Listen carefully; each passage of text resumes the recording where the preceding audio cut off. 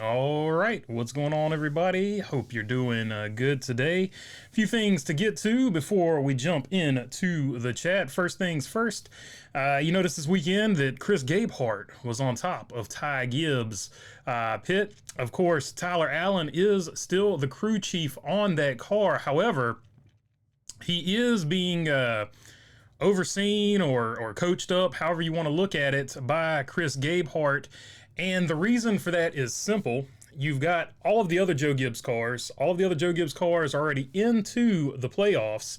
So now they are trying to get the 54 into the playoffs. So they're going to do an all hands on deck approach to this. And hopefully that will get Ty Gibbs into the playoffs as well. So kind of a no brainer from that aspect. However, if you're Tyler Allen, do you feel really good about it? But then again, if you're Tyler Allen, you've had this far in the season to make some moves and get your guy into the playoffs.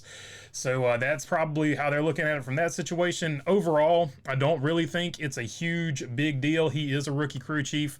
Having somebody else step in there with some experience like a Chris Gabehart, I don't think is really going to be an overall big deal. I don't think it's going to be a confidence crusher for anybody. I don't think he's worried about Chris Gabehart taking that job. Now, maybe if he doesn't improve as it goes, maybe later on, but I think Joe Gibbs is going to let him have at least a full season with Ty Gibbs and try to build something over there too. The young crew chief, young driver situation combination, I think, is something that they're going to at least try out for the remainder of this season and see how it goes. I think he's got at least that long. So interesting, but I don't think there's a whole lot to it, but definitely something interesting to keep an eye on as we go forward.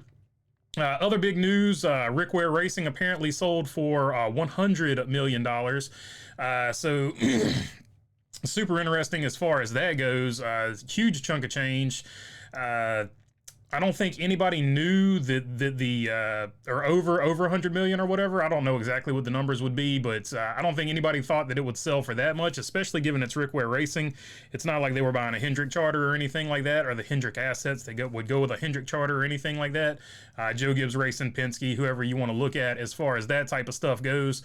So interesting fodder for thought there, and what's going to go on with that particular charter. Will it go to Legacy? Will Rickware Racing be able to keep it? All of those things still up in the air. We'll see what happens when the judge makes a ruling on that. Of course, Rickware countersuing Legacy with that ongoing drama and saga. So be interesting to see which way that goes, especially given the bigger news that happened earlier today, where Daniel Suarez announced that he is not going to be coming back to Trackhouse Racing. An organization that he was the original driver. He's been there. This is his fifth year, it'd be his fifth full-time year with them, his ninth overall full-time season, 33 years of age. He does have 2 wins in his NASCAR Cup Series career. Both of those wins have come at Trackhouse in the last 3 years, I want to say. And he does have the Xfinity Series title from back when he was an Xfinity Series race car driver. So it begs the question, with Daniel Suarez moving on from Trackhouse Racing, moving on from Daniel Suarez, where does Suarez land? And that goes back to the question of the Rickware charter, because if you look across the whole scope of NASCAR, it looks like there are not really going to be any openings at the Cup Series level on a competitive race car side for Daniel Suarez to get into, unless it is either the Rick Ware situation. Does he get into a Rick Ware car where Cody Ware is his teammate? The investors that have bought into that, do they put money into it to make that a organization that will run up front and be fast? All kinds of questions around that. Does he hang around for a year until Dodge comes into the sport and once again becomes like the anchor driver? He was the anchor driver for Trackhouse, right? Does he become one of the anchor drivers, one of the original drivers when Dodge makes its comeback into the Cup Series? If Dodge is allowed to have some charters, which NASCAR has said for a new manufacturer, they have some charters set aside.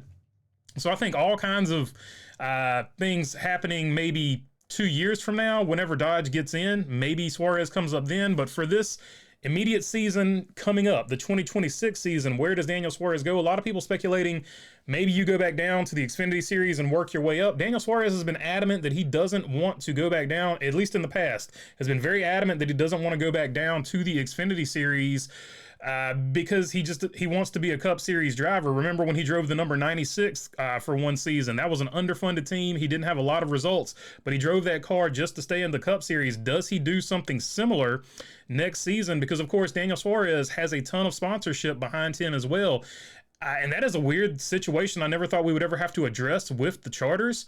But we now have more drivers than with funding than we do charters, which is a really interesting situation to have going on right now.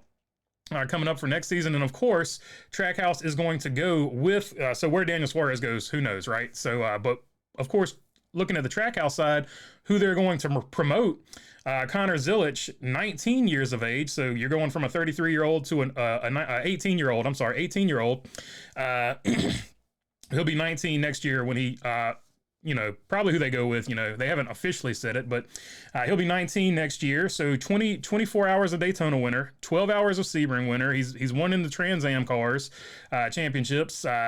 He's, I think, currently top 5 in Xfinity Series points. He has won 2 races in Xfinity, Coda and Pocono, at 18 years of age. And the only question remains, is it too soon? I think the only question about Connor Zilisch is it too soon to move him up, or is this the perfect time? That, of course, is the poll question, so jump in there and answer that if you would like to. But at 18 years old, is it too soon to move him up to the Cup Series? There's 2 kind of arguments for this. The first argument is the Joey Logano argument. Joey Logano a champion now, but Joey Logano, when he was moved up to the Cup Series, a lot of people feel like he was moved up way too early, sliced bread. He was the last guy I can really remember that had this much hype behind him. And they finally moved him up to the Cup Series, and it took him 3 or 4 years to really get going, actually until he went to Penske before he fully really got going and became the Joey Logano that a lot of people thought he would be in the Xfinity Series. But of course, and the change of scenery might have helped that too. So is Connor Zilisch going to sort of be in that boat, or, sort of take a Jeff Gordon route? Jeff Gordon, by the second half of his rookie season, was starting to compete. You were starting to see the flashes. So does Connor Zilisch in his rookie season, he's probably going to have a rough start to it. It's probably going to be a struggle to begin with. But if you remember at Coda, even though he got wrecked out early, he was turning some of the fastest laps, if not the fastest laps at Coda with a damaged race car. So he, I think, still is always going to be a threat at road courses, even next year as a rookie. So I think he'll have that. But is he going to be sort of more like in that Jeff Gordon vein, where his rookie year, he might struggle a little bit, but he'll sort of just get going pretty soon, pretty early as a rookie? That is basically what remains to be seen, but that is the gamble I think that Trackhouse looks like they are ready to take here on a young Connor Zilisch. So that is basically the rundown, and that's what's up. But yeah, big news. You had an inkling. You kind of knew that Daniel Suarez was on his way out, but they announced it pretty early. So you imagine at some point they're going to start announcing the Connor Zilisch news and who's going to sponsor him and all that good stuff. So it'll be very interesting next season with Ross Chastain, Shane Van Gisbergen, and then Connor Zilisch. They're going to be dynamite at road courses. Trackhouse will be dynamite at road courses. And can Trackhouse continue to improve and get better and better and become a top tier on the level of a Hendrick Chevrolet A-tier team going forward? So that'll be the interesting storylines for next year. And where does Daniel Suarez go? So, all right, let's jump into the chat and see what you guys want to talk about. Once again, the poll question is, Zilisch coming to Cup allegedly too soon, perfect timing, good to get experience now for the future, or they should have kept Suarez. That is the poll question. So let's jump into the chat already. Wow, you guys are already popping off. Let's see, where shall we start here?